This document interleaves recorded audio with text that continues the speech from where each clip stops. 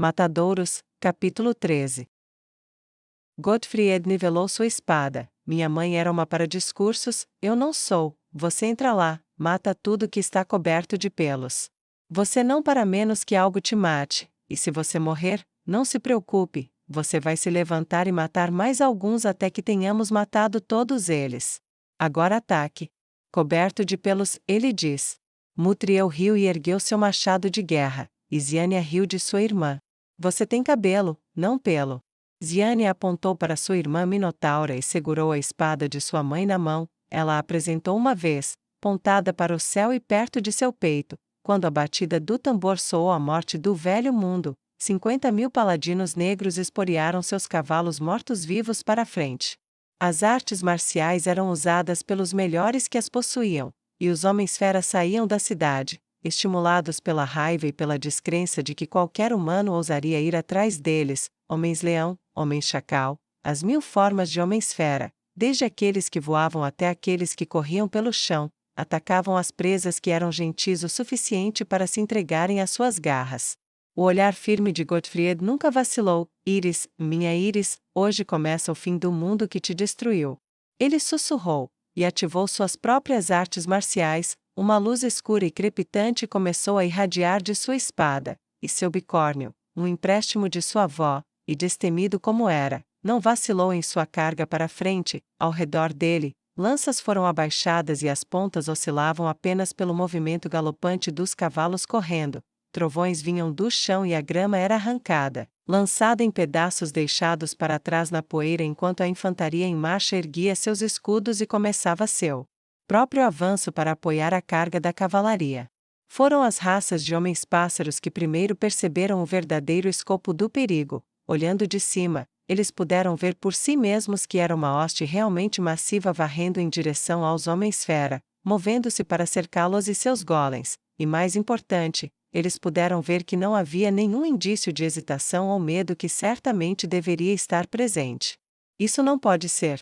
Era um pensamento que passava por milhares de mentes enquanto tentavam atingir o exército que avançava com seus arcos e dardos. Aqui e ali uma figura blindada caiu.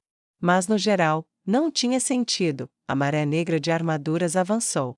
Godfried soltou um grito de guerra e se levantou para ficar de pé em seu cavalo. Ele pulou para a frente no momento do impacto. O estrondo e os gritos de homens e homens-fera encheram o ar. Lanças rasgaram carne e couro.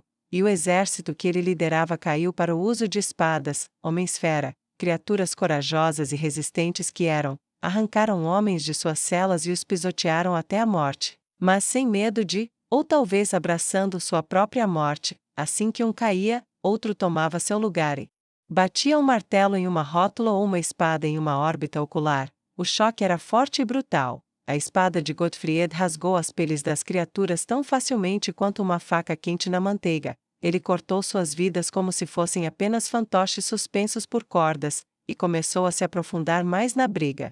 O abençoado Godkin fez o impensável aos olhos dos sempre dominantes homens-fera. Pior do que revidar, ele se mostrou mais forte. Um homem-tigre desceu uma garra para arrancar o rosto de Godfried, e em resposta, Godfried agarrou o pulso do monstro, puxou-o para baixo para desequilibrar o homem-tigre, agarrou a criatura pela virilha e atirou-a corporalmente para cima. Nas fileiras de seus companheiros homens-fera, a armadura encantada de Godfried não pesava nada, pelo menos não para ele. Uma garra a atravessou e então caiu no chão quando sua espada subiu e arrancou o braço que segurava a garra. O barulho estrondoso dos tambores avisou os paladinos do que viria a seguir, e a linha começou a recuar, atraindo os homens-fera para o centro. A bandeira do Império Feiticeiro tremulou, sinalizando a retirada constante, e os golems dos homens-fera correram em direção ao centro, do topo das muralhas da cidade de Devorian. Os cidadãos observadores aplaudiram. Mas lá em cima, onde homens-pássaros de todos os tipos desesperadamente atiravam ou disparavam seus feitiços, flechas, fundas e tudo o mais que tinham, as coisas pareciam muito diferentes. Eles estão nos atraindo. Rapidamente se tornou óbvio, e 20.000 arqueiros dispararam suas flechas, bloqueando por um breve e terrível momento a visão do exército de cima. Scianzin dobrou suas asas de águia contra seu corpo e caiu como uma pedra como ele tinha feito no dia em que acasalou com sua mulher pela primeira vez. Seu alvo era o centro da posição do Homem-Fera. As flechas de seus inimigos já tinham atingido com um resultado devastador, com Homens-Fera vivos uivando de dor, e Homens-Fera mortos que nunca mais gritariam. Os golems permaneceram inalterados pelas flechas, mas a destruição arrebatadora de tantas vidas deu espaço aos invasores. Meu senhor, recue para a cidade. É uma armadilha. Eles estavam prontos. Eles estavam prontos. Nós não podemos vencer aqui.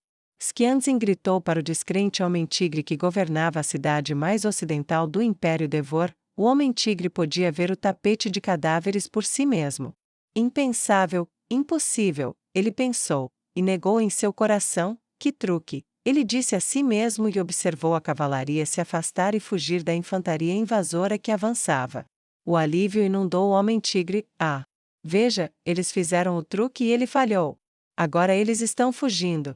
Sonhe a carga do golem, nós seguimos, e miramos naquele trio. Ele berrou, nivelando seu cajado para um jovem de cabelos escuros, uma jovem de cabelos ruivos e uma garota minotaura imponente. Um vassalo a cavalo estava segurando uma grande bandeira no alto, como se para desafiar os Homens-Fera a atacar. Meu senhor! Skianzin gritou para seu senhor, erguendo suas mãos com garras em sinal de súplica. Por favor, retorne para a cidade. Bah! Volte para a cidade se você tem medo do nosso jantar. O Homem-Tigre gritou, e estimulado a tomar a decisão oposta, ele avançou sobre o chão ensanguentado junto com o resto de seus homens. Por Sua Majestade. Por nossa mãe. E por mim. Godfried berrou sem medo, seu rosto estava coberto de gotas de sangue, seu peito arfava, e antes que ele terminasse seu primeiro passo, suas irmãs berraram ao lado dele e quando seu bicórnio correu em sua direção novamente, ele agarrou sua crina e se puxou para cima de suas costas, então atacou o hospedeiro sem nem olhar para ver se eles estavam sendo seguidos. O trovão dos soldados blindados atrás deles foi prova suficiente um momento depois, quando homens fortemente armados com martelos longos e esmagadores pisaram no chão sangrento, transformando-o em um deserto lamacento de órgãos e corpos, em seu zelo para atacar seus inimigos. As artes marciais dos soldados de infantaria, escudeiros negros e todos, enchiam o ar como a tempestade de flechas diante deles. Essa foi a primeira pista na mente do Homem-Tigre de que algo estava seriamente errado. Quando a cavalaria correu, a infantaria também deveria ter corrido, mas eles não correram, e eles têm martelos, não espadas, como eles prepararam. Seu horror, vago e amorfo, explodiu um momento depois quando a infantaria pesada do Império Feiticeiro começou a brandir seus martelos. Pedras começaram a lascar enquanto pessoas fortalecidas pela magia marcial despedaçavam cada golem, 5 ou 10 para 1.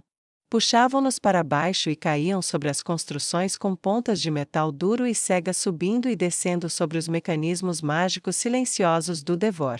Mutriel empunhava seu machado enorme como se fosse uma extensão de seu braço, sua mão blindada ela usava como guarda, rebatendo tentativas de golpeá-la. Ela se elevava sobre a maioria dos Homens-Fera, sua voz profunda e grave como um hino de batalha valquíria enquanto ela balançava seu machado mortal em crânio após crânio. De quem é a vez agora, filhos da puta?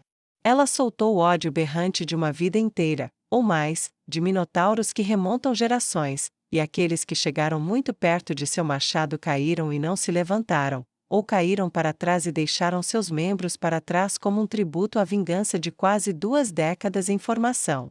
Ziania lutou, aos olhos de Godfried, muito como sua mãe biológica, com a graça de uma dançarina, evitando os golpes de seus inimigos e enfiou sua espada em virilhas, coxas, pescoços, olhos. Ela tinha a precisão de um arqueiro mestre e a graça do melhor acrobata ou dançarino. Ela pulou nos ombros de sua irmã, empurrou, girou no ar e caiu em cima de um homem-urso, sua espada perfurando seu pescoço.